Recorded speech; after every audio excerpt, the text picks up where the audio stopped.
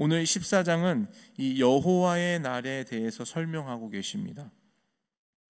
이 여호와의 날의 특징은 심판과 같은 큰 환난이 있은 후에 구원이 임한다라는 데 특징이 있습니다. 오늘 본문의 1절과 2절의 내용을 보시면 심판과 같은 이 환난의 때가 있다라는 것을 우리에게 말씀해 주고 계시는데요. 그 내용을 살펴보시면 1절에 보시면 재물이 약탈되고 나눌 것이다. 그리고 이방 나라들이 예루살렘과 싸우게 될 것이다. 성읍이 함락되고 가옥이 약탈되며 부녀자들이 욕을 당하여서 백성의 절반이 사로잡혀 가게 될 것이다. 이런 말씀들이 1절과 2절의 내용에 나타나고 있습니다. 지금 현재 스가랴서는 다시 포로의 생활이 이후에 귀환하여서 성전을 건축하라, 다시 재건하라라는 그 말씀으로 우리가 이 스가랴서의 배경이라고 함께 나눴는데, 오늘 14장의 여호와의 날이라고 소개하고 있는 이 내용에 보시면 다시 예루살렘에 어려움이 찾아온다라는 얘기들을 하고 계시는 것이죠. 심판과 같은 그 환난의 때가 다시 찾아온다라고 말씀하십니다. 6절의 말씀을 보시면 이 환난과 심판이 일어나는 것을 상징적으로 말씀하고 계시는데, 그걸 어떻게 표현하고 계시냐? 6절의 말씀을 한 번 더 같이 읽어볼까요? 6절입니다. 시작. 그날에는 빛이 없겠고 광명한 것들이 떠날 것이라. 아멘. 이 심판과 같은 환난의 때를 6절에는 빛이 없다, 광명한 것들이 다 떠난다라는 이 표현으로, 상징적인 표현으로 말씀하고 있습니다. 여러분, 빛과 광명이 떠난 상태는 어둠만 남아있는 상태인 것을 말씀하고 있는 것이죠. 깊은 어둠과 같은 심판과 환난의 모습을 6절이 지금 보여주고 있는 것이에요. 이것이 바로 여호와의 날에 임하게 될 일이다, 이렇게 지금 말씀을 하고 계시는 것입니다. 우리가 생각했을 때 여호와의 날이라고 하면 다시 회복이 일어나고 기쁨이 있고 즐거움이 있고 좋은 일들만 있을 거라고 생각을 하였지만, 성경의 말씀에는 여호와의 날에 일어날 일이라고 하면서 환난을 얘기하고 심판에 대한 얘기들이 있다라는 것이에요. 우리가 이 사실을 좀 기억을 해야 된다라는 것이죠. 그런데 놀라운 것은 이렇게 심판과 환난이라는 이 어둠과 같은 시간 속에 그때의 구원의 빛이 임한다라는 것이에요.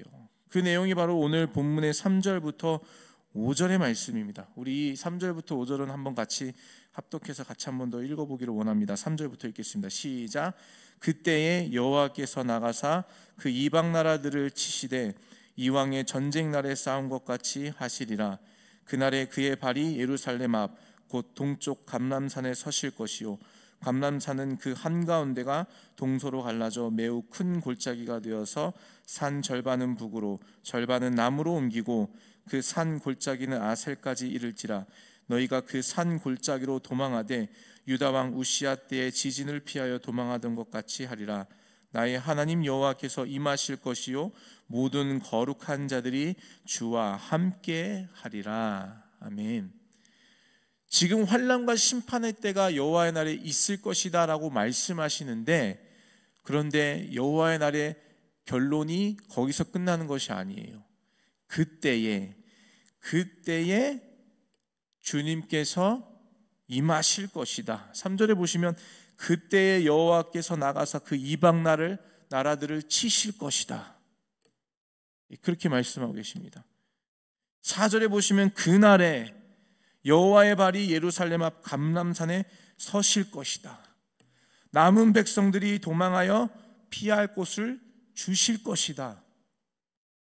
3절과 4절의 말씀 보면 그때에, 그날에 여호와께서 이방 나라들을 치실 것이다. 여호와의 발이 감람산에 서실 것이다. 지금 그렇게 말씀하고 있는 거예요.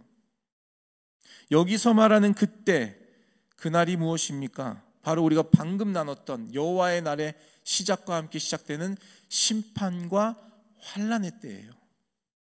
빛과 광명이 모두 사라져 어둠만 남은 그때에 주님께서 일하실 것이다. 여호와 하나님께서 인도하실 것이다. 길을 내어주실 것이다. 지금 그 말씀을 하고 계시는 것입니다.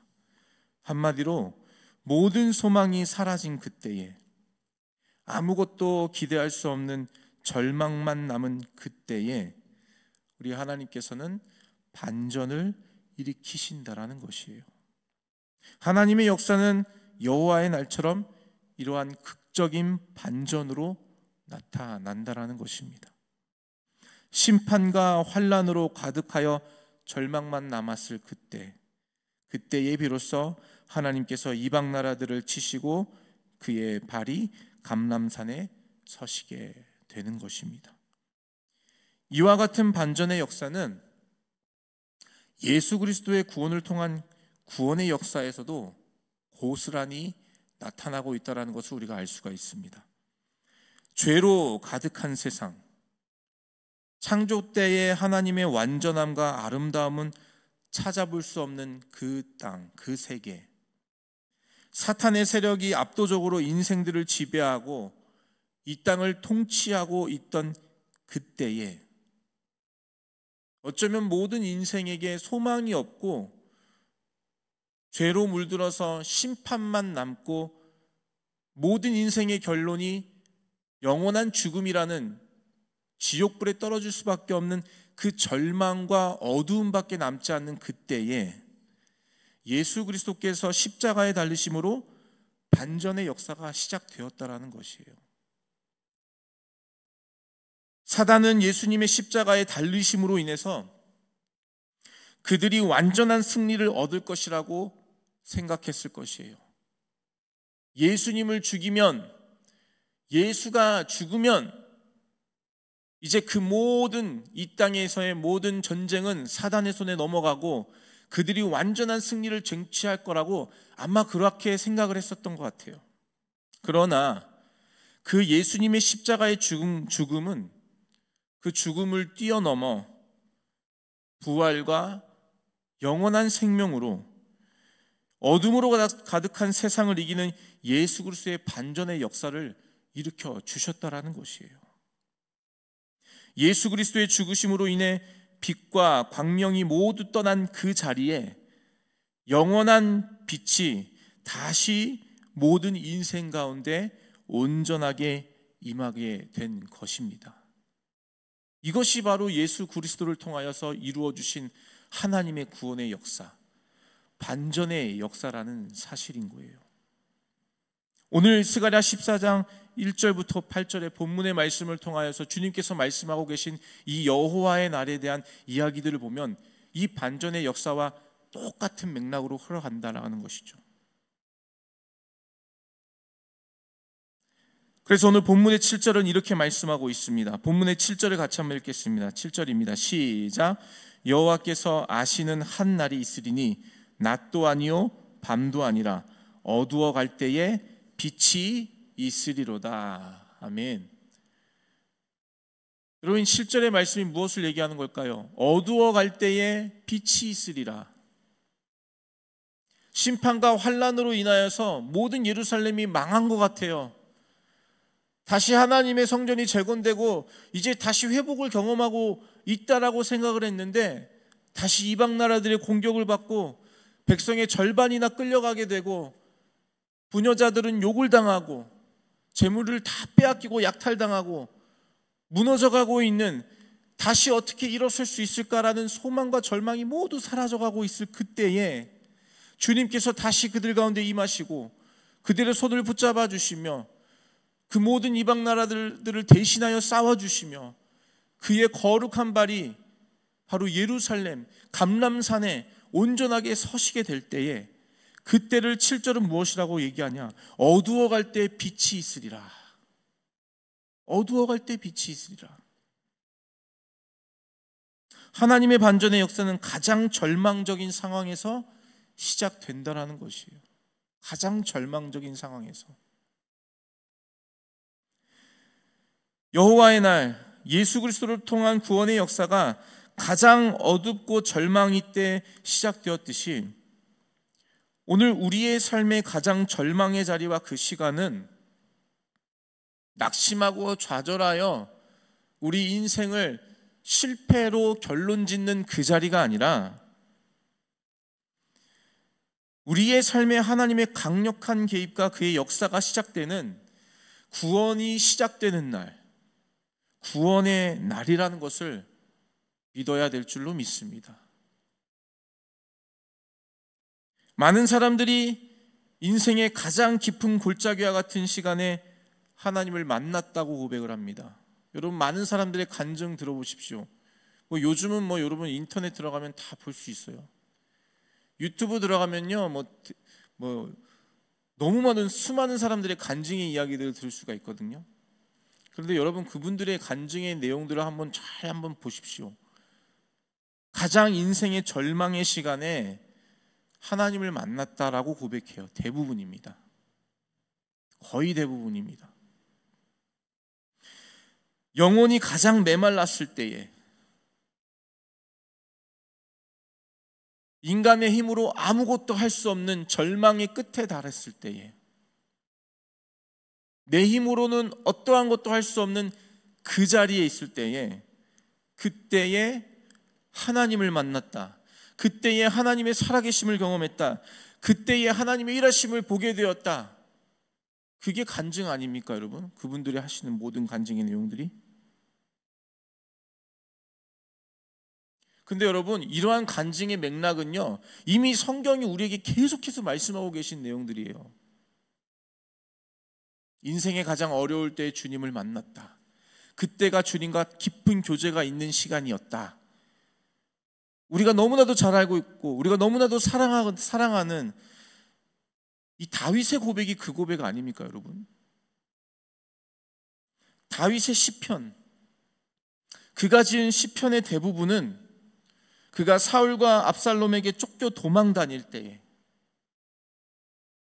그때에 지어진 그의 신앙 고백이라는 것이잖아요. 가장 어려울 때, 가장 마음이 어두울 때, 절망, 소망이라고는 찾아볼 수 없을 때, 한 줄기 빛이라도 간구하며 소망하며 있던 그 자리, 그때에 다윗이 이 주옥과 같은 그의 신앙 고백을 하나님께 올려드렸던 것, 그게 바로 우리가 읽고 있는 시편의 대부분의 내용 아니겠습니까, 여러분? 빛이라고는 찾아볼 수 없는 인생의 깊고 깊은 칠흑과 같은 어둠의 시간 속에 다윗은 하나님을 향한 믿음의 고백을 쏟아내고 있어요. 하나님을 향한 믿음의 고백을 쏟아내고 있단 말이에요. 그리고 그 자리에서 하나님의 구원의 역사가 시작되고 비로소 온전한 회복을 그가 경험하게 되었다라는 것입니다. 사랑하는 넘치는 교회 성도 여러분, 어쩌면 우리의 인생이 끊임없는 고통과 절망의 시간들이 연속인 것 같아요. 어떻게 보면요, 하나의 고민을 덜어놓으면 또 다른 고민이 찾아오는 것이 우리 인생이 아닌가 싶습니다. 먼 미래를 내다보면 절망감이 먼저 다가오고 답답하고 막막한 이러한 느낌들이 먼저 다가오는 것이 어쩌면 우리 인생과 같은 것 같아요.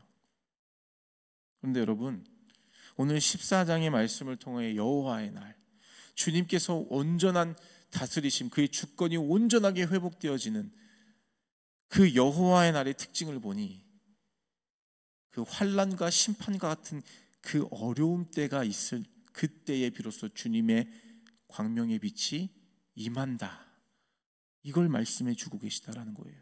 저는 이 말씀을 읽으면서 묵상하면서 저에게는 정말 큰 위로가 되었어요. 힘들고 어려운 그때 하나님이 나를 모른 척 하시는 게 아니었구나. 그 가장 어렵고 힘든 그때에 하나님이 여전히 우리와 함께 하시는구나. 그리고 그때 비로소 주님께서 역사하시는구나. 어쩌면 가장 어렵고 힘든 절망의 때를 보내고 계신다라면 여러분, 바로 그때 그 자리에서 주님께서 역사하여 주실 것입니다. 그걸 믿는 것이에요. 그걸 소망하는 것이에요. 그 자리에서 하나님께서 구원의 반전을 일으켜 주실 것입니다.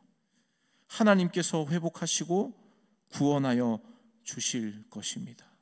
그것을 믿는 저와 여러분 되시기를 예수님의 이름으로 축복합니다. 심판과 절망, 환난이 가득한 그때에 여호와께서 나가사 이방 나라들을 치셨던 것처럼 그날에 여호와의 발이 감람산에 서고 그의 백성들과 함께 하셨던 것처럼 점점 더 어두워지고 더욱더 절망으로 치닫고 있을 그때에 주님께서 빛으로 역사하셨던 것처럼 그 반전에 하나님께서 오늘 저와 여러분의 하나님 되어주시는 줄로 믿습니다. 그 여호와의 날에 역사하실 그 하나님을 더욱더 간절함으로 기대하시는 저와 여러분 되시기를 축복합니다. 그 믿음 가지고 오늘도 주와 함께 그 주님의 날을 소망함으로 반전으로 우리 가운데 온전한 승리를 주실 그 주님 의지함으로 오늘도 믿음으로 승리하시는 저와 여러분 우리 넘치는 교회 되시기를 예수 그리스도 이름으로 축원합니다. 우리 같이